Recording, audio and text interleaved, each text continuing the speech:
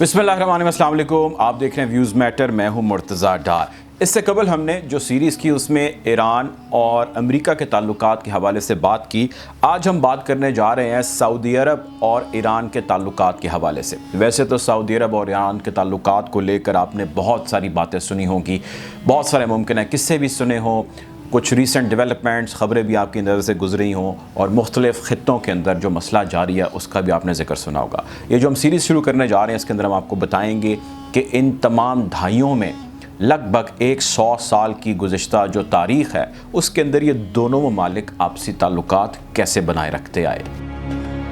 ये सन 1921 की बात है जब रज़ा शाह पहलवी यानी शाह ऑफ ईरान ने सल्तनत कजर का तख्ता उलटा और उलट कर बरसरे इक़्तिदार आए। उधर दूसरी तरफ सऊदी अरब के अंदर अब्दुल अजीज़ बिन सऊद हज्जाज फतह करने के बाद 1925 में किंग बन गए। 1929 में दोनों ममालिक ने सऊदी ईरान फ्रेंडशिप ट्रीटी पर दस्तखत किए। इन दस्तखत किए जाने का मकसद था कि दोनों ममालिक आपस में दोस्ताना ताल्लुकात, बाहमी हमआहंगी और एक दूसरे के मफादात का ख्याल करते हुए आगे बढ़ते चले जाएंगे। दोनों ममालिक ने इस अज़म का इजहार किया कि हमने एक दूसरे का साथ देना है, एक दूसरे को सपोर्ट करना है, एक दूसरे का बाजू बनना है और इसी अज़म को साथ लेकर चलना है और हमेशा एक दूसरे की तरक्की और अपनी अक़वाम की तरक्की के लिए काम करना है। सिलसिला बहरहाल अच्छे तरीके से चलता रहता है। दोनों ममालिक ने खूब काम करना भी शुरू कर दिया, दोनों ममालिक ने ग्रो भी करना शुरू कर दिया, लोगों के लिए बहुत सारी चीज़ें बेहतर होना शुरू हो गई।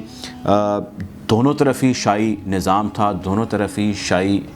हुक्मरान थे, दोनों तरफ ही शाही ख़ानदान थे। सऊदी अरब के अंदर किंग अब्दुल अजीज़ बिन इब्न सऊद थे और ईरान के अंदर रज़ा शाह पहलवी की हुकूमत थी। दोनों ममालिक थे तो मुसलमान ही, लेकिन दोनों ममालिक का जो रहने वाले थे, वहाँ के जो बासी थे, उनके फ़िक्के का फ़र्क था।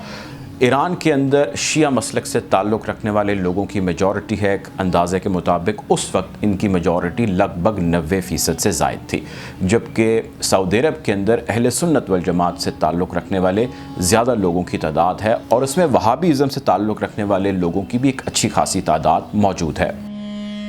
दोनों ममालिक के लोगों में और हुक्मरानों में अंदर ही अंदर एक चीज़ हमेशा पिनपती थी, रहती थी, गो कि उनके ताल्लुकात जैसे मैंने आपसे जिक्र किया बड़े अच्छे चलते आ रहे थे। वो जो चीज़ थी वो ये थी कि वो अहले सुन्नत वल जमात से ताल्लुक़ रखने वाले लोग थे, वहाबीज़म के ज़्यादा करीब लोग थे सऊदी अरब के अंदर, और ईरान के अंदर अहले तशी फ़िक्के से ताल्लुक़ रखने वाले मुसलमानों की मेजॉरिटी थी। ये चीज़ वहाँ के लोगों में, हुक्मरानों में, या जितने उनके कंसर्न्ड क्वार्टर्स थे उन सब के अंदर ये चीज़ हमेशा से रही, पिनपती रही, उनके अंदर उबलती रही, या वो दोनों एक दूसरे को पसंद नहीं करते थे। फिर ऐसा हुआ कि एक वाक़या हुआ सन 1943 में। ईरान में एक शख्स था अबू तालिब यज़दी, वो खाना काबा जाता है और वो हज की गर्ज से जाता है, और उसके साथ और बहुत सारे ईरानी होते हैं जो हज की गर्ज से पहुंचते हैं सऊदी अरब के अंदर, और वहाँ जाकर वो हज करते हैं और उस को उसी तरह करते हैं जिस तरह वो हर साल करते आते हैं। वहाँ पे एक वाक़या होता है हरम के अंदर, एकदम से शोर मचता है, और जब शोर मचता है तो अबू तालिब यज़दी नामी इस शख्स को पकड़ा जाता है, और पकड़े जाने के बाद इस शख्स के ऊपर इल्ज़ाम लगाया जाता है। जो वहाँ की मुतल्लिका अथॉरिटीज़ होती हैं वो कहती हैं कि इस शख्स ने जानबूझकर बेहुरमती की है, जबकि उसके जो साथी होते हैं या वहाँ पर जो दीगर लोग मौजूद होते हैं वो ये कहते हैं कि ये इल्ज़ाम सरासर झूठा है, इस शख्स ने ऐसा नहीं किया, हम इसको रद्द करते हैं, हम पर इल्ज़ाम लगाया जा रहा है, जान के हम पर केस बनाया जा रहा है, ऐसा कुछ भी नहीं है, ना ऐसा कुछ हुआ है, हम बहुत सारे लोग उसके गवाह हैं, आप चाहें तो किसी से भी पूछ सकते हैं। ये एक मसला खड़ा हो जाता है। सऊदी अरब इस मसले को बड़ा सीरियसली लेता है और कुछ ही अरसे के बाद उस शख्स को वो फांसी दे देता है। जब अबू तालिब यज़दी नामी इस ईरानी शख्स को फांसी देती जाती है तो ईरान की तरफ से शदीद किस्म का रद्द अमल आता है, और ईरानी कहते हैं कि आपने यकतरफ़ा तौर पर कार्रवाई करके एक ऐसे शख्स को फांसी दे दी जिस शख्स ने ऐसा जिसका इल्ज़ाम लगा रहे हैं ऐसा जुर्म उसने नहीं किया था, ये सिर्फ उसके ऊपर एक इल्ज़ाम था। वो अच्छा और सच्चा मुसलमान था, वो ईरान से हज करने की ही नीयत से वहाँ पर गया था, और वो हमेशा से ही अच्छी एक रेपुटेशन रखता आया है। बहरहाल जो आपने किया एक तरफा कार्रवाई की, ईरान ने इसको रद्द किया और बड़ा गम गुस्से का इजहार किया, और उन्होंने कहा कि जी आप वैसे ही शिया मसलक को पसंद नहीं करते थे और आपके हुक्मरानों के अंदर भी ये चीज़ पाई जाती थी, चुनाचे हम आपके साथ सिफारती ताल्लुकात तोड़ते हैं। 1943 के अंदर ईरान अपने बाज़ाब्ता तौर पर पहले सिफारती ताल्लुकात जो है वो तोड़ देता है सऊदी अरब के साथ। उधर 1941 में इस वाक़े से 2 साल कबल ईरान के अंदर रज़ा शाह पहलवी की जो सल्तनत है, जो हुकूमत है, उनकी जो उनका राज था, उनकी जो हुक्मरानी थी वो ख़त्म हो जाती है, اور اسی کو ریپلیس کر دیا جاتا ہے ان کے بیٹے سے جن کا نام محمد رضا شاہ پہلوی تھا۔ تو محمد رضا شاہ پہلوی باپ کا ہی تختہ الٹتا ہے اور 1941 کے اندر آ کے براجمان ہو جاتا ہے۔ خیال یہ بھی کیا جاتا ہے کہ جب یہ تختہ الٹا گیا تو بیٹے نے باپ کے خلاف بغاوت نہیں کی، بلکہ جو ویسٹرن پاورز وہاں پر موجود تھی انہوں نے زبردستی یہ کروایا یا اس کو اکسایا۔ معاملات آگے بڑھتے ہیں، سن 1946 آ جاتا ہے، 3.5 سال کا وقفہ بیچ میں ڈل جاتا ہے جب دونوں ممالک کے درمیان سفارتی تعلقات ختم ہوتے ہیں، دونوں ممالک ایک دوسرے کو پسند نہیں کرتے۔ اب اسی اثناء کے اندر ایک خط لکھتے ہیں کنگ عبدالعزیز محمد رضا شاہ پہلوی کو، اور اس خط میں لکھتے ہیں کہ ہم دونوں ممالک کو ساتھ مل کر کام کرنا چاہیے، تعلقات بہتر کرنے چاہیے، ہم پہلے بھی اچھے تعلقات انجوائے کرتے ہیں اور ہمارے بڑوں نے جو ایک پلان بنایا تھا، جو ان کا مقصد تھا کہ ہم ان دونوں ممالک کو اس خطے کو اچھے طریقے سے لے کر چلیں، تو بھائی واپس آئیں اور اس کے اوپر جڑ جائیں۔ بہرحال دونوں ممالک کی طرف سے کچھ برف پگھلتی ہے، ظاہر ہے کیونکہ سعودی عرب نے جو کیا اس کے بعد ایران نے تعلقات توڑے، اور اس کے بعد سعودی عرب خود ہی خط لکھتا ہے اور لکھ کر وہ کہتا ہے کہ یار چلو let's get back on track. دونوں ممالک آپس میں پھر بیٹھتے ہیں، بات چیت ہوتی ہے، مختلف ادوار راؤنڈز آف ٹاکس ہوتے ہیں، مختلف ادوار ہوتے ہیں جس کے اندر چیزیں سیٹل کی جاتی ہیں، اور تقریباً 8 سے 10 سال کا عرصہ بتایا جاتا ہے، جس کے بعد دونوں تعلقات جو ہوتے ہیں ممالک کے درمیان وہ اچھے ہوتے ہیں، دونوں ممالک ان تعلقات کو انجوائے کرتے ہیں، آئل انڈسٹری گرو کرتی ہے، وہاں کی ایکسپورٹس دونوں ممالک کی بڑھتی ہیں آئل کو لے کر، بہت سارے دنیا کے ممالک ان سے آئل خریدنے لگ جاتے ہیں، اور 1953 پھر آ جاتا ہے۔ 1953 بڑا ہیپننگ کا سال ہے دونوں ممالک کے لیے۔ 1953 میں کنگ عبدالعزیز جو ہوتے ہیں ان کی ڈیتھ ہو جاتی ہے، ان کی وفات ہو جاتی ہے، اور ادھر ایران میں برطانیہ، فرانس اور امریکہ جو ہے وہ اپنی جڑیں مضبوط کرتے چلے جا رہے ہوتے ہیں، اور اسی سال یعنی 1953 کے اندر بھی ایران کے جو مشہور پرائم منسٹر تھے محمد مصدق صاحب، ان کا تختہ الٹ دیا جاتا ہے، اور ان کا جو تختہ الٹا جاتا ہے وہ محمد رضا شاہ پہلوی ہی تختہ ان کا الٹتے ہیں۔ ان کا تختہ الٹے جانے کے حوالے سے ہم نے ویسے ویڈیوز بنائی ہیں، جو US ایران سیریز ہے جس کی آپ تفصیل میں جا سکتے ہیں۔ بہرحال اس میں یہ خیال کیا جا رہا تھا کہ محمد رضا شاہ پہلوی کے پیچھے برطانیہ، فرانس اور ان دونوں کے پیچھے امریکہ کا آشیرواد ان کو حاصل تھا، جس کی بنیاد پہ انہوں نے وہاں کے بہت ہی پاپولر، بہت ہی مشہور، بہت ہی پسند کیے جانے والے پرائم منسٹر محمد مصدق کا تختہ الٹ دیا، اور یہ وہی محمد مصدق ہے جو ایران کے گرو کرنے کے حوالے سے بہت ساری بات کرتے تھے اور کہتے تھے کہ تمام انسٹیٹیوشنز کو اسٹیٹ کے تابع ہونا چاہیے، پرائیویٹائزیشن بہت نہیں ہونی چاہیے، نیشنلزم رہنا چاہیے، اور ہمیشہ وہ ایران کی ہی بات کرتے تھے۔ بہرحال ان کا تختہ الٹ دیا گیا اور ویسٹرن پاورز نے اس کے اندر ایک بڑا رول پلے کیا، اور 1953 کے اندر ہی کنگ سعود بن عبدالعزیز سعودی عرب کے نئے حکمران بن جاتے ہیں۔ بہرحال ظاہر ہے چونکہ 1953 کے اندر کنگ عبدالعزیز بن سعود کا انتقال ہو جاتا ہے، تو ظاہر ہے وہاں پر نئے حکمران کا آنا یقیناً ٹھہرتا ہے، تو کنگ سعود بن عبدالعزیز سعودی عرب کے نئے حکمران آتے ہیں اور آ کر بیٹھ جاتے ہیں، اور یہاں سے آغاز ہوتا ہے ایک نئے دور کا۔ دونوں ممالک اس کے ساتھ مل کر کام کرتے ہیں، ایران بھی، سعودی عرب بھی، برطانیہ کا اچھا خاصا ہولڈ ہوتا ہے اس پورے ریجن کے اندر، اور خصوصاً ان دو ممالک کے اندر، اور برطانیہ فرانس کے ساتھ مل کے اس خطے کے اندر سے خوب پیسہ اکٹھا کر رہا ہوتا ہے اور بہت سارا کر چکا ہوتا ہے، اپنی جڑیں مضبوط کرتا ہے، تیل کے نام پر وہ بہت ساری ایکسپلوریشنز کرتا ہے، اور تیل تو ہے پرائمریلی وہ کرتا ہے، لیکن اس کے ساتھ ساتھ بھی کہا جاتا ہے کہ بہت ساری اور ریولیوشنز اور ایکسپلوریشنز تھیں جو برٹنز نے یا ویسٹرن پاورز نے ان خطے کے اندر کی، اور بہت سارے جو ذخائر ہیں وہ اپنے ساتھ لے گئے۔ بہرحال دونوں ممالک کے لوگ امریکہ، برطانیہ اور فرانس کے اس گٹھ جوڑ کو خاص پسند نہیں کرتے، اور اس کے خلاف ایک اچھی ریزنٹمنٹ یا ایک ریاکشن یا مخالفت جو ہے یا ریٹیلیشن پائی جاتی ہے۔ دونوں ممالک شیعہ اور سنی مسلک سے جو ہے وہ ان کی میجورٹی ہوتی ہے، اہل سنت کی میجورٹی جیسے سعودی عربیہ میں ہوتی ہے، اور اسی طرح اہل تشیع حضرات کی میجورٹی ایران کے اندر ہوتی ہے، اور اندر ہی اندر بہت سارا کچھ ان دونوں ممالک کے درمیان اور ان کے حکمرانوں کے درمیان، ان کے لوگوں کے درمیان پک رہا ہوتا ہے، وہ کو بہت زیادہ ایک دوسرے کو اپریشیٹ اس حوالے سے نہیں کرتے یا پسند نہیں کرتے، یا دونوں کے ذہنوں میں ایک چیز ضرور ہوتی ہے۔ بہرحال معاملات آگے بڑھتے ہیں اور دونوں ملک کے رہنماؤں ایک دوسرے ممالک کا دورہ کرتے ہیں۔ ایک ملک کا سربراہ سعودی عرب جاتا ہے تو سعودی عرب کا سربراہ ایران آتا ہے۔ بہرحال معاملات بڑی خوش اسلوبی سے آگے بڑھتے ہیں، اور دونوں کوشش کرتے ہیں کہ پبلک سینٹیمنٹ یا ہمارا ریلیجس کانفلکٹ ایک طرف، لیکن ہمیں باہمی مفادات کو سامنے رکھ کے چلنا چاہیے، اور ہمارا جو دور ہے جو ہم طے کر چکے ہیں وہ بہتری کا دور ہے۔ بہرحال 1960 کی دہائی آتی ہے، شروع ہوتی ہے، اور برطانیہ اعلان کرتا ہے کہ وہ اس دہائی کے آخر تک یا اس سے پہلے اس ریجن سے نکل جائے گا۔ برطانیہ کا اتحادی فرانس بھی ہوتا ہے۔ بہرحال اس اعلان کے بعد بہت ساری ڈیولپمنٹس ہوتی ہیں، بہت ساری چیزیں چینج ہونا شروع ہو جاتی ہیں۔ ایران تیاری کرنے لگ جاتا ہے کہ جب برطانیہ اس خطے سے، فرانس اس خطے سے نکل جائے گا تو اس نے کس طرح یہاں پر معاملات کنٹرول کرنے ہیں، اور یہی تیاری سعودی عرب بھی کرنے لگ جاتا ہے کہ اس نے معاملات کو یہاں پر کس طرح کنٹرول میں رکھنا ہے۔ بہرحال برطانیہ ایگزٹ کر رہا ہوتا ہے اور امریکہ اسی اسنا میں اپنے یہاں پر پنجے گاڑ رہا ہوتا ہے، اور شاہ آف ایران کنگ فیصل سعودی عرب اور ایران تعلقات کو بہتر کرنے کے حوالے سے بہت سارا کام کر رہے ہوتے ہیں۔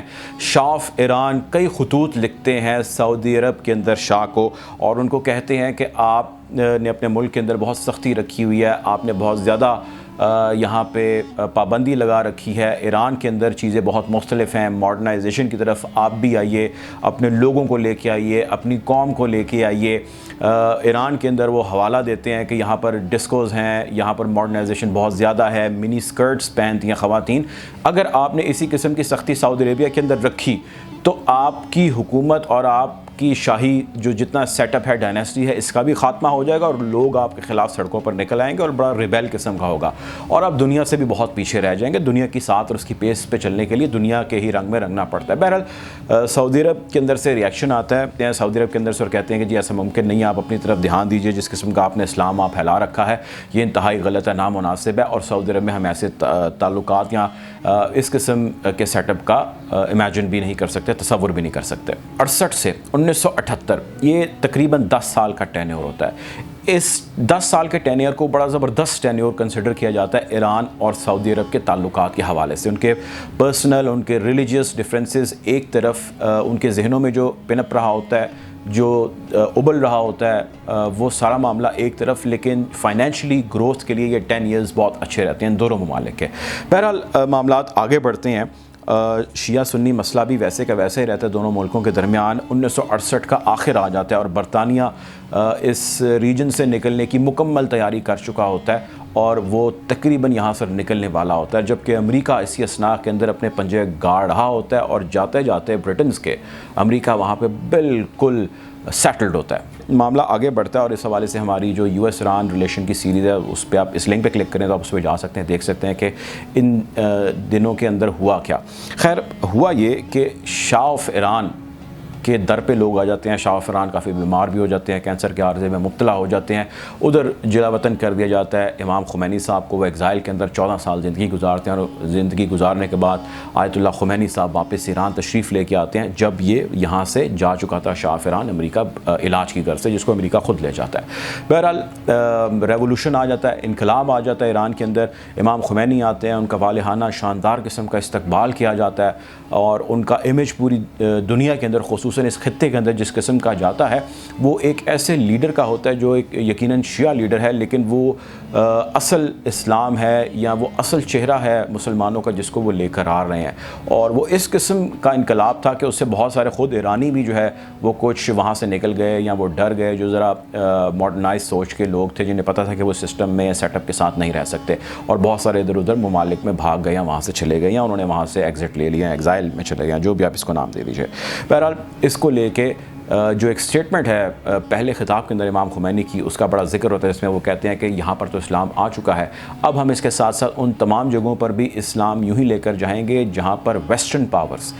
جن کا تسلط ہے، جن کا راج ہے، اور جو مسلمانوں کو سپریس کر رہی ہیں اور وہاں کے حکمرانوں کو انہوں نے اپنے قبضے میں کر رکھا ہے، ہم ان سے چھٹکارا دلائیں گے۔ یہ وہ بیان تھا، یہ وہ سٹیٹمنٹ تھی، یہ وہ سٹیپ تھا 1979 کے اندر، جس نے تعلقات کو آفیشلی بگاڑ دیا ایران کے اور سعودی عرب کے۔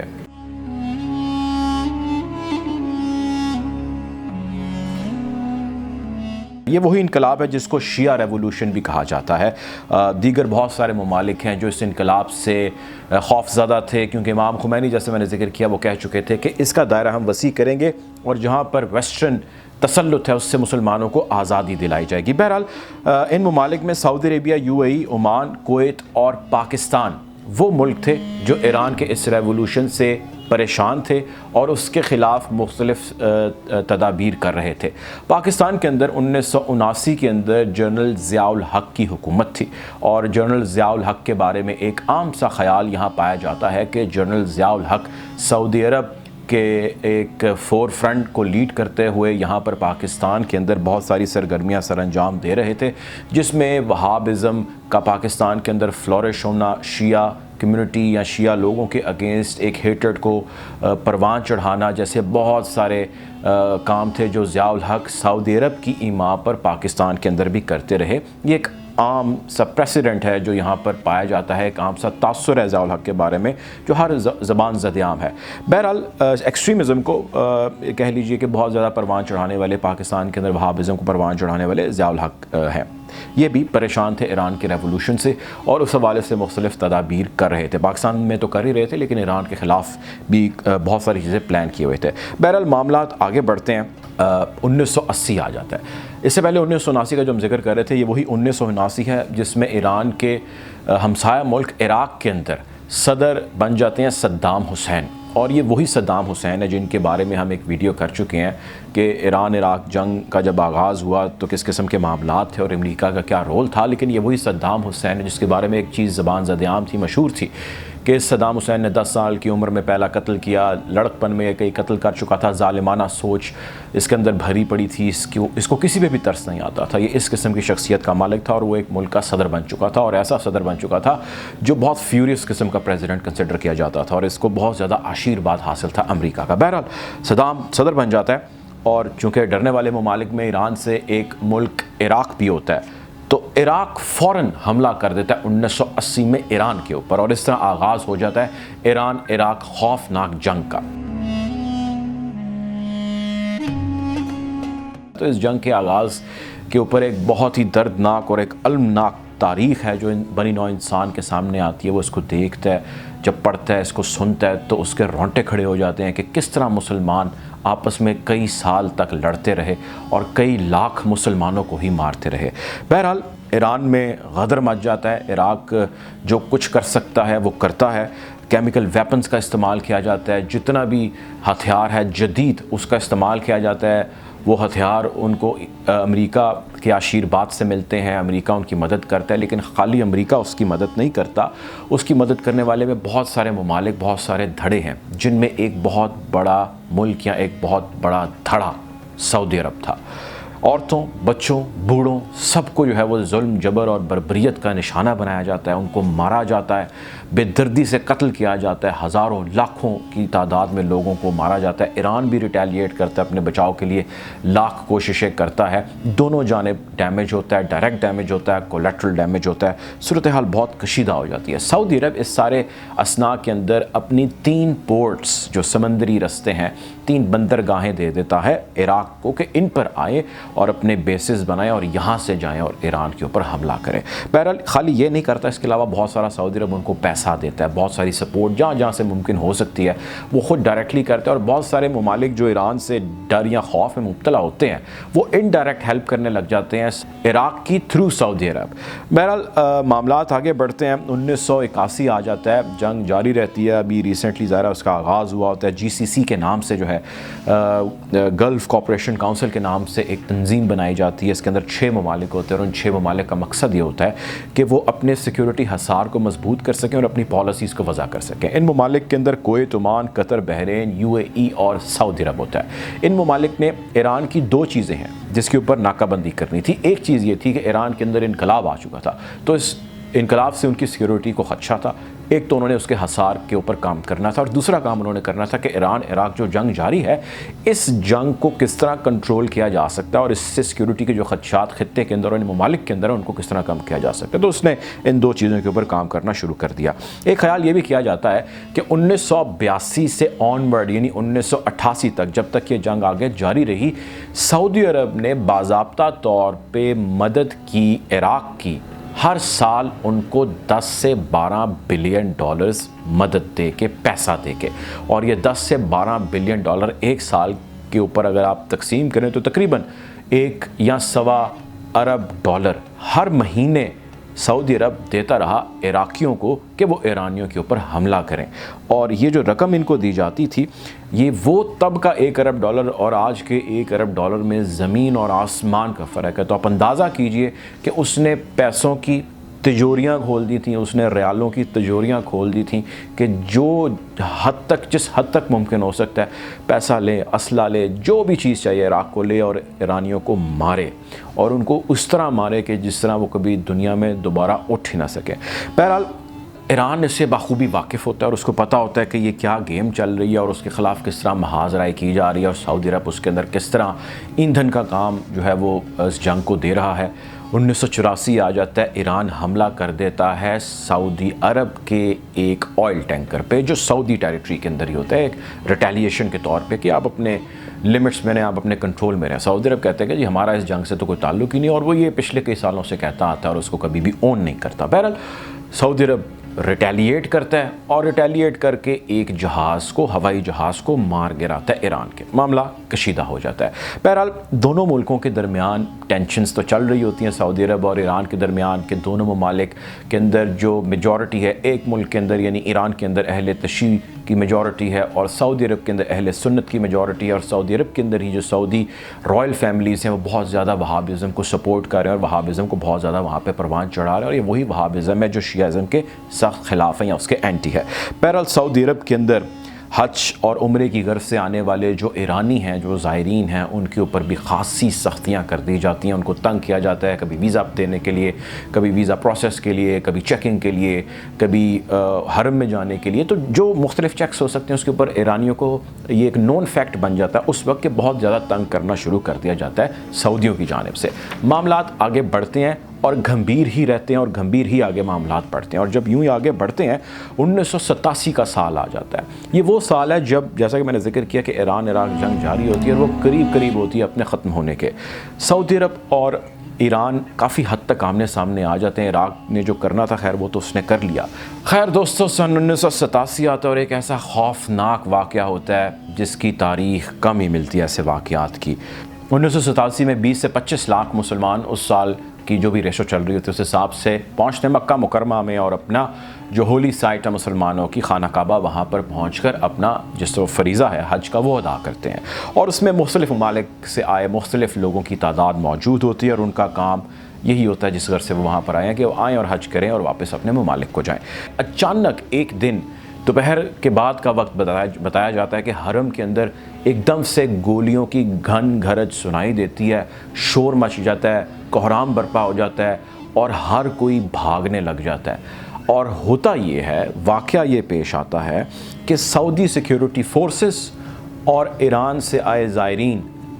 جو حج کرنے آئے ہوتے ہیں وہ آمنے سامنے ہو جاتے ہیں، اور ایک جنگ کا سا سما حرم کے اندر بن جاتا ہے، خانہ کعبہ کے اندر بن جاتا ہے۔ جتنے لوگ وہاں پر موجود ہوتے ہیں ان کے گرد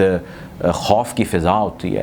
سعودی سیکیورٹی فورسز حملہ کرتی ہے ایرانی زائرین کے اوپر، اور یہ کہتی ہے ہم نے حملہ اس لیے کیا کیونکہ ہم نے ان کو روکا، یہ ہمارے اصولوں کے خلاف کام کر رہے تھے، اور کام یہ کر رہے تھے کہ امریکہ مرد آباد، اسرائیل مرد آباد کے نعرے لگا رہے تھے، اور ان کے پاس پوسٹرز تھے امام خمینی صاحب کے۔ تو یہ وہ چیز ہے جس کو ہم حرم کے اندر الاؤ نہیں کرتے۔ بہرحال اس کی نفی فوراً ایرانیوں نے کی، اور انہوں نے کہا جی ہم تو ان آرمڈ آئے ہیں، ہمارے پاس نہ کوئی ہتھیار ہے، نہ کوئی ایسی چیز ہے، ہمیں اندر آتے چیکنگ کی جاتی ہے، مختلف چیکس ہیں جس سے ہم گزرتے ہیں، تو یہ کس طرح ممکن ہے کہ ہم ان کے اوپر حملہ آور ہوں اور ہم اس قسم کے پوسٹرز ہم نے آویزہ کیے ہوں، یا ہم کسی بھی طرح سیکیورٹی فورسز پر حاوی ہو سکیں۔ اگر آپ اپنی عقیدت کے اندر، احترام کے اندر، یا اپنے غم و غصے کے اندر کسی ملک کے خلاف کچھ کہہ رہے ہیں تو وہ اس کا ذاتی فعل ہے، وہ جو بھی کہے۔ بہرحال معاملہ کافی گڑبڑ ہو جاتا ہے، اور اس طرح بالکل دونوں آمنے سامنے ہو جاتے ہیں۔ اور یہ کہنے والے کہتے ہیں کہ اس وقت جو ایرانی دھڑا تھا اس کے اندر پاکستان سے گئے جو شیعہ کمیونٹی کے لوگ تھے وہ بھی ان کے ساتھ ہو گئے، لبنان سے گئے شیعہ کمیونٹی کے لوگ جو تھے وہ بھی ان کے ساتھ ہو گئے، اور دوسری جانب جو سیکیورٹی فورسز سعودی عرب کی وہ تھیں۔ اب غدر مچ جاتا ہے، بھگدڑ مچ جاتی ہے، ظاہر لوگ ڈر جاتے ہیں، بھاگنے لگ جاتے ہیں، لاکھوں کی تعداد میں وہاں پر لوگ موجود ہوتے ہیں، اور اس بھگدڑ کے نتیجے میں 400 کے قریب لوگ جاں بحق ہو جاتے ہیں، مارے جاتے ہیں۔ اور ان جاں بحق ہو جانے والوں میں مختلف تعداد آتی ہیں، لیکن جو ایک محتاط اندازہ ہے اس کے مطابق 275 یعنی 250 کے قریب ایرانی مارے جاتے ہیں، 85 کے قریب سعودی مارے جاتے ہیں، اور 42 کے قریب مختلف دیگر ممالک کے لوگ ہیں جو اس بھگدڑ یا اس سکفل کے اندر مارے جاتے ہیں۔ ایران کے اندر اس کا شدید ریاکشن آتا ہے، شدید غم و غصہ آتا ہے، ایرانی گورنمنٹ شدید ریٹیلیٹ کرتی ہے، اور وہ اس کی نفی کرتی ہے، کنڈیم کرتی ہے، اور وہ کہتی ہے کہ ہم بار بار یہ چیز کہتے آ رہے ہیں کہ سعودیز ایرانیوں کے گرد گھیرا تنگ کر رہے ہیں، وہ چاہتے ہیں کہ یہ لوگ یہاں پر عمرہ یا حج کرنے نہ آئیں، یہ ان کی ڈیلیبریٹ کوشش ہے۔ وہ چاہتے تھے کہ حرم کے اندر ایسا ایک واقعہ ہو، وہ چاہتے تھے کہ ایرانی ہی ایسا کوئی واقعہ کریں جس سے ہم ان کے اوپر بعد میں پابندیاں لگا سکیں، یہاں پابندیاں نہ لگائیں، کچھ اس قسم کا ماحول کر دے کہ وہ پابندیوں کے قریب بن جائے اور ایرانیوں کا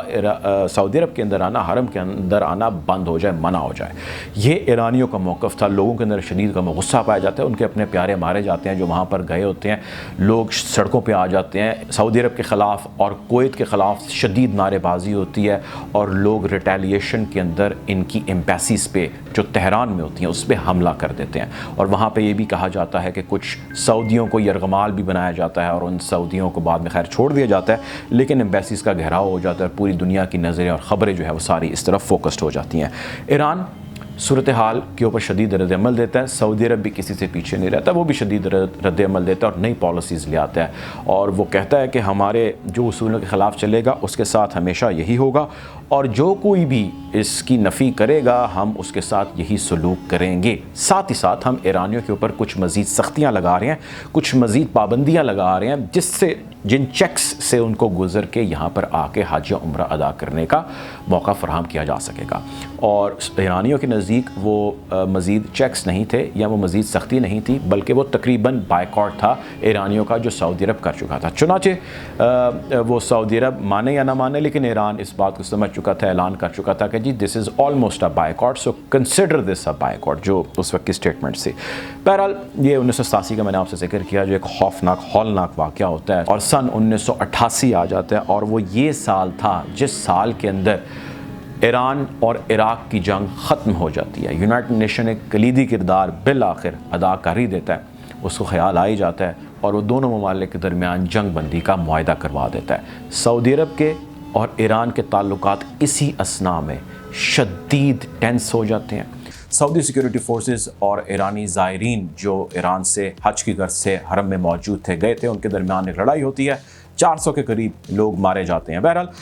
معاملات اتنی آسانی سے تو ظاہر سیٹل نہیں ہوتے، دونوں ممالک کے درمیان سفارتی روابط بھی ایک دفعہ ختم ہو جاتے ہیں، کافی شدت آ جاتی ہے، تعلقات کے اندر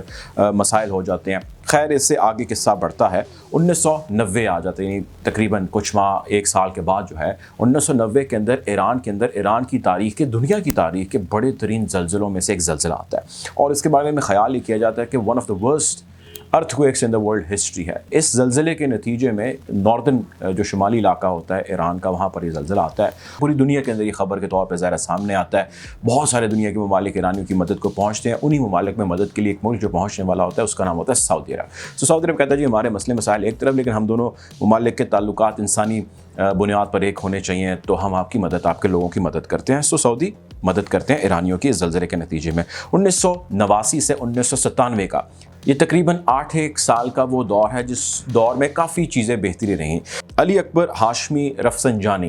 ایران کے صدر کے طور پر سامنے آتے ہیں، نئے صدر منتخب ہوتے ہیں، 2 ادوار یہ اپنے کمپلیٹ کرتے ہیں، اور جیسے ہی یہ اپنے منصب پر بیٹھتے ہیں چیزوں کا 360 جائزہ لیتے ہیں، حالات کو دیکھتے ہیں، انہیں سمجھ آتی ہے کہ ایران نے 8 سال جنگ جو ہے وہ لڑی عراق کے ساتھ اور بہت ساری اور فورسز کے ساتھ، پراکسی بہت سارے محاذ کھلے رہے، تو ایران کے اندر حالات کشیدہ ہیں، اکنامک انسٹیبلٹی ہے، ظاہر ہے جنگ پہ اربوں ڈالر خرچ ہو چکے ہیں، تو ہمیں اب تعلقات کو دنیا کے اندر بہتر کرنا چاہیے۔ علی اکبر ہاشمی رفسنجانی کی تھوڑی سی میں آپ کو ڈیٹیل بتا دوں کہ یہ کسان کے بیٹے تھے، قم کے اندر انہوں نے انیشل اپنی تعلیم حاصل کی، امام خمینی کی کیبنٹ کے اندر کافی قریب رفقا کے اندر ان کا شمار کیا جاتا ہے۔ بہرحال وہ آتے ہیں، منصب پر بیٹھتے ہیں، حالات دیکھتے ہیں، اور چونکہ وہ بھانپ لیتے ہیں اس لیے وہ یہ طے کرتے ہیں کہ ایران اپنے آپ کو جو آئسولیشن اس کی ڈپلومیٹک ہے، سفارتی سطح پر جو وہ ایلینیٹ ہو رہا ہے یا ہو چکا ہے یا جو آئسولیٹڈ ہے، اس کو ختم کیا جائے، اس خلیج کو کم کیا جائے، اور ساتھ ہی ساتھ ایران کو لے کے جو ایک کنزرویٹو سوچ ہے کہ جی یہ بہت کنزرویٹو سوچ والا ملک ہے، اس کو ختم کیا جائے، اس کو کم کیا جائے، اس پر وہ کام شروع کر دیتے ہیں۔ سعودی عرب کے ساتھ ڈپلومیٹک ریلیشنز میں کافی حد تک نرمی آتی ہے، کچھ سعودی بھی ریئلائز کرتے ہیں کہ یار لیٹس جوائن ہینڈز اور دوبارہ مل کر ایک ساتھ کام کرتے ہیں، دونوں ممالک واپس ہاتھ ملاتے ہیں اور ایک نئے دور کا آغاز ہوتا ہے. دونوں ممالک آپس میں تجارت کرتے ہیں. تجارت وقت کے ساتھ ساتھ دونوں ممالک کی بڑھتی چلی جاتی ہے. ہوائی جہاز کے ذریعے جو سفر ہے اس کے کرنے والوں کی تعداد بڑھ جاتی ہے. دونوں ممالک کے جو شہری ہیں وہ ایک دوسرے ملک میں آنے جانے لگ جاتے ہیں. نوکریاں ملنے لگ جاتی ہیں. تو حالات دونوں ملکوں کے درمیان کافی حد تک نارملائز ہونے لگ جاتے ہیں ایز کمپیئر ٹو جو اس سے پہلے وہ ایک شدت جس میں آ چکی تھی اور جس کے اندر بالکل ایک دوسرے کا بائیک آؤٹ ہو چکا تھا. 1997 آتے ہیں. رفسنجانی صاحب کی حکومت ختم ہو جاتی ہے اور محمد خاتمی صاحب ایران کے نئے صدر بنتے ہیں. ایران کے نئے صدر کے منصب پر بیٹھتے ہیں. محمد خاتمی صاحب کے بارے میں خیر بہت ساری چیزیں جو ہے وہ بہت حوالوں سے مشہور ہیں, لیکن محمد خاتمی صاحب کے بارے میں ایک چیز جو سب سے زیادہ مشہور تھی وہ یہ تھی کہ بڑے خوش شکل ہیں. اور محمد خاتمی صاحب چونکہ بڑے انلائٹن سوچ کے بھی ہیں, بڑے ماڈریٹ سوچ کے بھی ہیں, سوشل ایشوز پہ بڑی وہ گہری نظر رکھتے ہیں. اس کے ساتھ ساتھ وہ ماڈریٹ پالیسی جو ہے اس کو لے کر چلتے ہیں. پڑھے لکھے ہیں, قم سے بھی انہوں نے تعلیم حاصل کی. اس کے ساتھ ساتھ وہ ایک استاد رہ چکے تھے. تو بہت سارے حوالوں سے کافی زیادہ مقبول تھے اور ان کی مقبولیت جو ہے وہ بہت زیادہ تھی ایران کی خصوصاً نوجوان نسل کے اندر. بہرحال وہ اپنے منصب پر بیٹھتے ہیں. دو ان کے ٹینیور تھے. 1997 میں جب وہ آ کر بیٹھتے ہیں, دوسرا اب 2001 میں بھی وہ آگے کنٹینیو کرتے ہیں. 2 ٹرمز ہیں جس میں وہ صدر رہتے ہیں ایران کے 1997 سے لے کے 2005 تک. 1997 میں جب وہ آتے ہیں تو آ کے سعودی عرب کے جو کنگ آف عبداللہ ہیں ان کے ساتھ رابطہ کرتے ہیں. کنگ آف عبداللہ بھی ان کو ویلکم کرتے ہیں. دونوں میں بڑے اچھے بات چیت ہوتی ہے, روابط ہوتے ہیں, تعلقات ہوتے ہیں. اور اسی اثناء میں جو ہے وہ تہران کے اندر OIC کا اجلاس منعقد ہوتا ہے. اس اجلاس میں شرکت کے لیے کنگ عبداللہ تہران جاتے ہیں اور وہاں جا کے محمد خاتمی صاحب سے ان کی ملاقات بھی ہوتی ہے. دونوں ممالک میں تعلقات بہت بہتر جا رہے ہوتے ہیں. اگلی ٹرم آتی ہے 2001 اور 2001 کے اندر بھی جیسا میں نے ذکر کیا کہ صدر منتخب ہو جاتے ہیں محمد خاتمی صاحب. محمد خاتمی صاحب کے سعودی عرب کے ساتھ تعلقات بہت اچھے رہتے ہیں, ماڈریٹ رہتے ہیں, اور یہ وہی تعلقات ہیں جن کی کنٹینیوٹی 1991 یعنی 1991 سے آنورڈ چلتی آ رہی ہے. 1991 سے 2001 تک اس 10 سال کے اندر ایران سعودی عرب کے تعلقات کافی حد تک بہتر رہتے ہیں. 2001 کے اندر بڑا واقعہ ہو جاتا ہے اور اس واقعے کے بارے میں تمام دنیا جانتی ہے کہ امریکہ کے اوپر حملہ ہو جاتا ہے اور اس کے نتیجے میں کئی 100 لوگ مارے جاتے ہیں, کچھ ہزار زخمی ہو جاتے ہیں.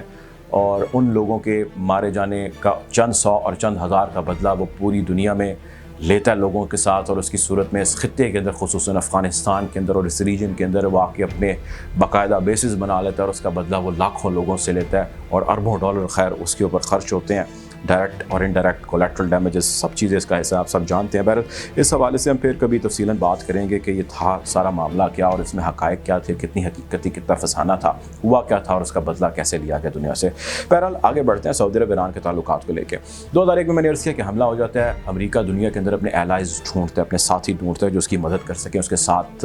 ہاتھ میں ہاتھ ملا سکیں اور آگے بڑھ سکیں. اس کو ایران نظر آتا ہے اور Iran one of the allies ہوتا ہے اور اس سے کہتے ہیں کہ بھائی دیکھو تمہارا اور ہمارا ایک ہی دشمن ہے جو افغانستان میں موجود ہے, جس نے ہم پہ حملہ کیا, وہ تم لوگوں پر بھی حملہ کرتا ہے, سو ہمارے ساتھ ملو اور ان لوگوں کا خاتمہ کرو. دوسری آفر وہ یہ دیتا ہے 2 سال کے بعد جب وہ 2003 میں عراق پہ حملہ کر دیتا ہے, جو اس کو ڈر افغانستان سے تاکہ جی وہاں سے لوگ انسرجنٹس اٹھیں گے یا جو وہ الزام لگاتا تھا. اور آج جس طرح انہوں نے 2001 میں ہم پہ حملہ کیا, اسی طرح 2003 میں بھی اس نے عراق پہ اسی غرض سے حملہ کر دیا کہ یہاں سے بھی لوگ اٹھیں گے عراق کے ہم پر حملہ کریں گے تو ہم کسی صورت برداشت نہیں کریں گے. جارج بش کی حکومت تھی امریکہ کے اندر. بش صاحب کے بارے میں آپ سبھی جانتے ہیں کہ بش صاحب کے سوچ کے آدمی تھے. بہرحال جناب بش جو ہے وہ 2003 میں حملہ کر دیتے ہیں عراق کے اوپر اور عراق کے اندر جو صدام اور اس کی سرکار ہے, صدام سرکار کا خاتمہ کر دیتے ہیں. صدام کو پکڑے ہوتے ہیں, صدام بھاگ رہا ہوتا ہے, غار سے وہ ملتا ہے. خیر اس کا انجام کیا ہوا تھا اور پہلے اس پہ کس طرح عشیر بات تھا اس کی تفصیل میں پھر کبھی جائیں گے, لیکن قصہ مختصر یہ ہے کہ وہاں پہ 2003 میں وہ ایرانیوں کا انفلوئنس بڑھانے لگ جاتا ہے امریکہ, اور وہ کہتے ہیں کہ جی یہاں سے اس سارے دھڑے کو صدام حسین لابی, اس کی سوچ, اس کی افکار والے لوگوں کو سائڈ پہ کریں گے, ہم ان کو مار گرائیں گے. ایرانیوں کو انڈائریکٹ بہت زیادہ ایکسیس ملنے لگ جاتی ہے عراق کے اندر. اس ساری چیز کو سعودی عرب بڑا غور سے دیکھ رہا ہوتا ہے, بڑا غور سے مانیٹر کر رہا ہوتا ہے اور اس کو خاص پسند نہیں آتی یہ چیز. مطلب وہ یہ سوچتا ہے کہ جی ہمارے تعلقات ٹھیک ہے, ہم نے ایران کو ایک لمٹ تک رکھا ہے, لیکن آپ ایران کو اس علاقے کا دوبارہ جو ہے وہ بڑا بنانا چاہ رہے ہیں, چودھری بنانا چاہ رہے ہیں, یہ معاملہ درست نہیں ہے. اس حوالے سے بہت ساری گفتگو بھی ہوتی ہے سعودی حکام کی امریکی حکام سے. بہرحال معاملہ آگے بڑھتا چلا جاتا ہے. 2005 میں احمدی نژاد صاحب صدر بن جاتے ہیں ایران کے. اس سے پہلا جتنا بھی دور تھا تقریباً 14-15 سال کا بڑا ماڈریٹ دور تھا ایران کا in terms of political relations, international political relations with other countries, specifically Saudi Arabia. Ahmadi नयाद साहब आते हैं, वो इसके बिल्कुल ऑपोजिट सोच के होते हैं और वो आके कहते हैं कि जी जो हमारे डिप्लोमेटिक टाइज़ हैं, जो एक ईरान का इमेज दुनिया के अंदर जा रहा है, ये वो ना हो कि जो शाह ईरान के दौर में हम एक ट्रैक पर चल पड़े थे और मामला और तरफ चल पड़े थे। कुछ लोगों ने खैर ये कहा, लेकिन अहमदी नयाद ने ऐसा नहीं कहा। लेकिन अहमदी नयाद साहब के अंदर जो एक चीज़ बहुत ज़्यादा पाई जाती थी वो ये थी कि वो इंटरनेशनल रिलेशंस को लेकर कुछ कंजर्वेटिव सोच के हैं। कंजर्वेटिव इन अ सेंस कि उनका कहना ये था कि जो फॉरेन रिलेशंस ईरान के हैं उनको इस्लामी तालीमात की रूह में ही आगे बढ़ना चाहिए और हम किसी के ना आलाकार बनेंगे, ना हम किसी के पपेट बनेंगे, ना हम किसी की शय पे अपने ताल्लुकात को बढ़ाएंगे या कम करेंगे। हम वो करेंगे जो हमें समझ आएगा। बहरहाल ये मैं नहीं कहता, ये दुनिया के मुख्तलिफ थिंकर्स या राइटर्स कहते हैं। उनसे मोहब्बत लोगों की, उनसे उनसियत लोगों की एक तरफ, और उनका बहुत ज़बरदस्त किस्म का रिलेशन था लोगों के साथ, बड़ी ज़बरदस्त बॉन्डिंग थी और लोगों की बहुत बड़ी तादाद है उनको जो पसंद करती थी, ना कि सिर्फ ईरान में, दुनिया के बहुत सारे और ममालिक में भी, खुसूसन जहाँ पर शिया मेजॉरिटी। बहरहाल मामला आगे बढ़ते हैं। इराक़, फ़लस्तीन, लेबनान, अफ़गानिस्तान, इन ममालिक के अंदर सऊदी अरब और ईरान की प्रॉक्सीज़ जो हैं वो आपस में जंगें जारी होती हैं। मुख्तलिफ़ धड़ों को सपोर्ट ये दोनों ममालिक कर रहे होते हैं और एक दूसरे के आमने सामने होते हैं। इसकी तफसील में भी हम जाएंगे, लेकिन सऊदी अरब के और ईरान के ताल्लुकात अहमदी नयाद साहब के आ जाने के बाद काफ़ी सर्द मोहरी का शिकार हो जाते हैं। उनकी पॉलिसी बदलने लग जाती है। अमेरिका भी जो है वो काफ़ी पीछे हट जाता है और अहमदी नयाद साहब ईरान को एक नए मॉडल, एक नई अप्रोच और एक नए तरीके से आगे लेकर बढ़ना चाहते हैं। इस सारे असना में होता ही है कि अरब ममालिक के अंदर वेस्टर्न कंट्रीज़, खुसूसन अमेरिका के ख़िलाफ़ एक रिजेंटमेंट होती है। जितने भी अरब ममालिक उस रीजन के थे, इराक़, ईरान, सऊदी अरब, यमन, कुवैत, ओमान, ये जितने ममालिक हैं इनके अंदर एक रिजेंटमेंट होती है, एक हेटर्ड होता है, एक नेचुरल हेटर्ड होता है, जो वो कहते हैं कि जी अमेरिका अब यहाँ से हमारे इन चोर हुक्मरानों की सूरत में, जो कि उनके रॉयल्स थे, उनको बिल्कुल वहाँ की अवाम पसंद नहीं करती और आज भी शायद बहुत सारी अवाम है उनकी वहाँ पे उनको पसंद नहीं करती। वो अपनी मजबूरी के तहत या अपने डर के तहत बहुत सारी चीज़ें जो उनको करनी पड़ती हैं, बहुत सारी चीज़ें उनको छुपानी पड़ती हैं। बहरहाल इसके हवाले से सैकड़ों आर्टिकल्स और ख़बरें भी मौजूद हैं। मामला आगे बढ़ते हैं। लोगों के अंदर एक नेचुरल हेटर्ड होता है अगेंस्ट वेस्ट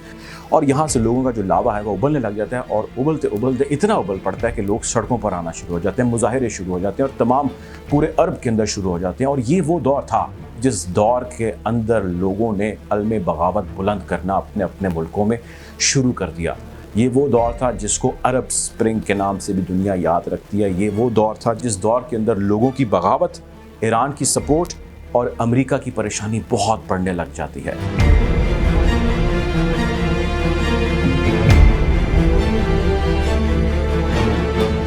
बहरहाल मामला शुरू यहाँ से हुआ जब 17 दिसंबर 2010 को तुनीसिया के अंदर एक नौजवान शख्स ने, जो सब्जी फरोश था, उसने खुदकुशी कर ली और उसने खुदकुशी अपने आप को आग लगा कर की। उसकी इस अमल किए जाने का मकसद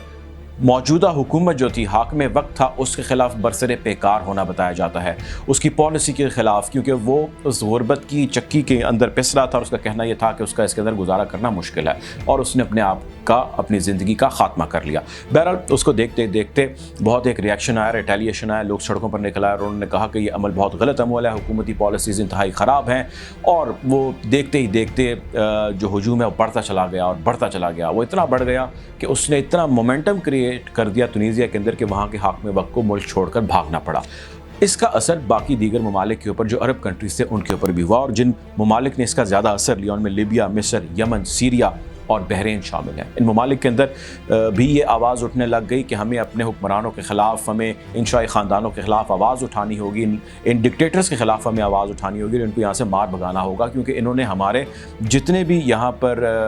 हमारा रहन सहन है, जितना गुजर बसर है, जितनी मुश्किलात और गुर्बत के अंदर हम ज़िंदगी गुजार रहे हैं, उसके ऊपर ये लोग हावी हैं और ये अपने लिए पैसा बना रहे हैं और वेस्ट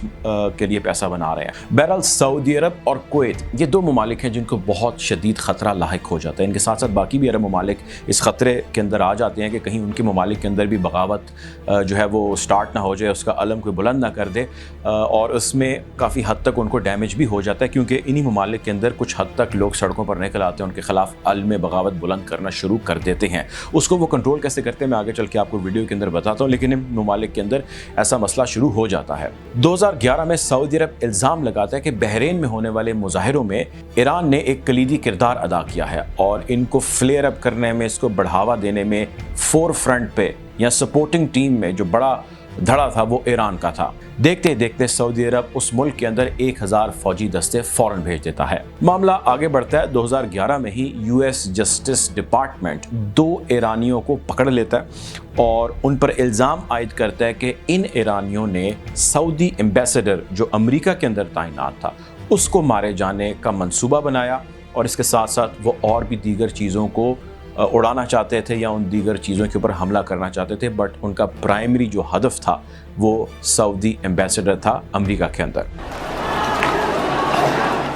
2012 आ जाता है। अरब स्प्रिंग जो है वो अपने जोबन पर होती है। सऊदी अरब के अंदर से भी आवाज़ें उठने लग जाती हैं और सऊदी अरब के अंदर से जो शिया माइनॉरिटी है, क्योंकि सऊदी अरब के अंदर एक अंदाजे के मुताबिक 10 से 15% आबादी शिया आबादी है, शिया मुसलमान हैं, वो अलमे बगावत बुलंद करते हैं, सड़कों पर आते हैं, प्रोटेस्ट करते हैं, अपनी आवाज़ दुनिया के आगे पहुँचाना चाहते हैं। और उनका मुतालबा एक होता है, उनका कहना एक होता है कि जो मौजूदा हुकूमत है जो हम पर मुसल्लत है इस वक्त, वो शियों के इंतहाई ख़िलाफ़ है, हमें सप्रेस किया जा रहा है, हमें दबाया जा रहा है, हमें मारा जा रहा है, हमारे ऊपर अटैक किए जा रहे हैं, हम पे तमाम उस तरह की पाबंदियां लगाई जा रही हैं जो किसी की नस्ल कुशी की जानिब बढ़ती हैं। तो वो लोग सड़कों पर निकले और उन्होंने इस चीज़ के बारे में रिटेलिएट किया, एहतजाज किया, और वक्फे वक्त से सिलसिला चलता रहा। लेकिन सऊदियों ने बहुत ही आड़े हाथों लिया अपनी माइनॉरिटीज़ को। जिस हद तक उनको सप्रेस कर सकते थे, दबा सकते थे, उनकी आवाज़ का गला घोंट सकते थे, वो चाहे प्रैक्टिकल हो या उसकी मीडिया या किसी और जगह पे उसकी तशहीर हो, उन्होंने उस चीज़ को, उस अमल को रोका। पकड़ धकड़ का सिलसिला सऊदी अरब के अंदर शुरू हो चुका था और सऊदी लीडरान ये बात तय कर चुके थे कि जिन भी लोगों ने प्रोटेस्ट किया है, जो भी शिया लीडरान हैं, हम उनको कैफरे किरदार तक पहुंचाएंगे, हम शाही ख़ानदान के ख़िलाफ़ उठने वाली हर आवाज़ को दबा देंगे। 2014 आ जाता है और 2014 के अंदर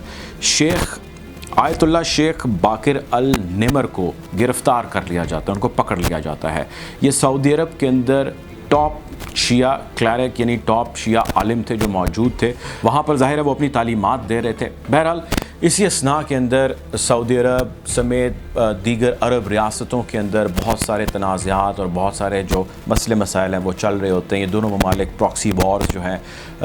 यानी एक दूसरे के सामने नहीं आते थे, लेकिन एक दूसरे को काउंटर कर रहे होते हैं बहुत सारे महाज़ों के ऊपर, बहुत सारे धड़ों की सूरत के अंदर, उनको सपोर्ट करने की सूरत के अंदर। 2015 में यमन पर सऊदी अरब बम हमले करना शुरू कर देता है और वो इल्ज़ाम ये लगाता है कि वो ये बम हमले इसलिए कर रहा है क्योंकि वो हुती रिबेल्स को दबाना चाहता है, उनको सप्रेस करना चाहता है। ये वही शिद्दत पसंदाना तंजीम है जिसकी सपोर्ट या जिसको पीछे से पुश करना या बकअप करना ईरान कर रहा है। 2016 में सऊदी अरब शेख अल निमर को,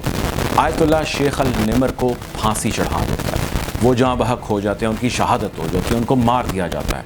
उनको मारे जाने के बाद ईरान शदीद रद्द-ए-अमल देता है। ईरान के साथ Iraq, Yemen, Bahrain, Syria, Pakistan, Lebanon, girls, जहाँ भी मुसलमान, जहाँ भी शिया मौजूद हैं, वो उसकी सख्त मज़म्मत करते हैं। और उस मज़म्मत किए जाने के पीछे वो एक ही आवाज़ है जिसको बुलंद करते हैं, और वो आवाज़ ये है कि ये नाहक कत्ल है जो सऊदियों ने किया है शेख अल निमर साहब का। 2017 आ जाता है। सऊदी अरब के अंदर MBS बरसरे इक़्तिदार आता है। MBS यानी मोहम्मद बिन सलमान, जिनका नाम आप बहुत सारे लोग जानते होंगे और उनके बहुत सारे कारनामों से आप वाकिफ़ भी होंगे। मोहम्मद बिन सलमान क्राउन प्रिंस बन जाते हैं, यंगेस्ट क्राउन प्रिंस होते हैं। वो सऊदी रॉयल फैमिली की इस तारीख़ के और मोस्ट फ्यूरियस उनको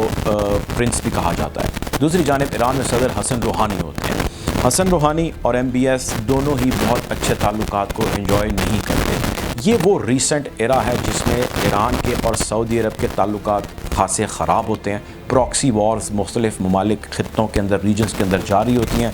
दोनों आमने सामने होते हैं बज़रिया प्रॉक्सी वॉर्स। अरामको आपने ज़िक्र सुना होगा, ऑयल रिफाइनरी का, ऑयल फील्ड्स का जो सऊदी अरब की हैं, इसके ऊपर भी तफसीली बात में कभी करेंगे। लेकिन अरामको के ऊपर हमला हो जाता है और वो हमला ईरान नहीं करता, लेकिन ये इल्ज़ाम लगाया जाता है कि ईरान सपोर्टेड हुतीज़ या कुछ और तंजीमों पे भी वैसे इल्ज़ाम लगता है कि वो हमला करते हैं और वहाँ पे millions and billions of dollar का नुकसान जो सऊदी अरब बताता है कि हमारा हो चुका है या उसकी गर्ज से हमारा हुआ। बहरहाल मामला ख़राब हो जाता है। रिटेलिएशन के अंदर जो ईरानी धड़े होते हैं उन पर हमले और ताबड़तोड़ हमले होते हैं। बहुत बड़ी बड़ी स्टेटमेंट्स आती हैं, मामलात ख़राबी का शिकार ही रहते हैं। आयतुल्लाह अली ख़ामनाई साहब इस सारे इराक़ के अंदर 2018 में एक स्टेटमेंट देते हैं और उस स्टेटमेंट के अंदर वो क्लियरली कहते हैं और अपनी ट्वीट के ज़रिए ये पैगाम देते हैं کہ دنیا کے اندر جو دولت اسلامیہ کی پیدائش ہے اس کا ذمہ دار امریکہ ہے اور اس کے پیچھے اس کے مذموم مقاصد پنہاں ہے۔ بہرحال جو جنگ ہے، جو لڑائی ہے، جو دھڑے ہیں جو آمنے سامنے ایک دوسرے کے، وہ پراکسی وارز میں بہت ایگریسولی اور میسیولی پڑ جاتے ہیں۔ آج کی اس سٹوری بنائے جانے تک، اس ویڈیو کا آپ سے ڈسکس کیے جانے تک، ایران کے ساتھ جو امریکہ کی نئی ایڈمنسٹریشن آ چکی ہے، جو بائیڈن اور ان کے ہماری جو اس وقت اوول آفس میں موجود ہیں، وہ اس چیز کو طے کرنے میں اس وقت مصروف ہیں کہ ایران کو ہم نے کس طرح ڈیل کرنا ہے۔ مختلف راؤنڈ آف ٹاکس ایران کے ساتھ ہو رہے ہیں کہ کسی طرح واپس ایران جوہری معاہدے کے اندر آ جائے۔